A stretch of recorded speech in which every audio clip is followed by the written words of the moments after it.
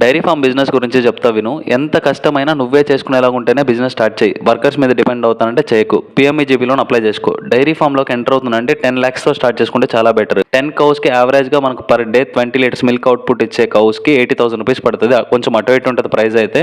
యావరేజ్గా 8 lakhs అవుతుంది. Remaining 2 lakh లో 1.5 lakh పెట్టి షెడ్ వేసుకుందాం. రిమైనింగ్ 50,000 ఫీడింగ్ పెట్టుకుంటే సరిపోద్ది. మార్నింగ్ 10 లీటర్స్, ఈవినింగ్ 10 లీటర్స్ అనుకున్నా కానీ 20 into 10 అనుకున్నా 200 లీటర్స్ పర్ డే.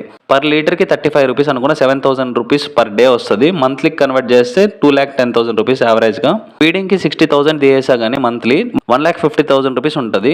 3 months తర్వాత మిల్క్ అవుట్పుట్ తగ్గుతుంది. అప్పుడు ఈ రిమైనింగ్ 1,50,000 ఏదైతే 3 monthsలో వస్తుందో మనకు 4,50,000. దాని నుంచి మళ్ళీ కౌస్ని తీసుకొస్తూ యావరేజ్గా మనం రోజుకి 200 లీటర్స్ మిల్క్ తగ్గకుండా పోసుకోగలిగామంటే మాత్రం మంత్లీ 1 lakh అయితే ఈజీగా ఎర్న్ చేసుకోవచ్చు. 35 రూపీస్ అది కూడా మిల్క్ ప్రైస్తో. మీరు ఎక్స్ట్రాగా మీరు ఓన్గా చేసుకున్నారంటే డైరెక్ట్గా సప్లై చేసుకుంటే ఇంకా ఎక్కువ ప్రాఫిట్ అయితే ఉంటుంది. డైరీ ఫామ్ మీద ఇన్డెప్త్గా మీకు వీడియో కావాలంటే కామెంట్ చేయండి. లేదు మీకు చిన్న చిన్న డౌట్స్ ఏమైనా ఉంటే కామెంట్లో అడగండి. డౌట్ ఉన్నా క్లియరిఫై చేస్తాను.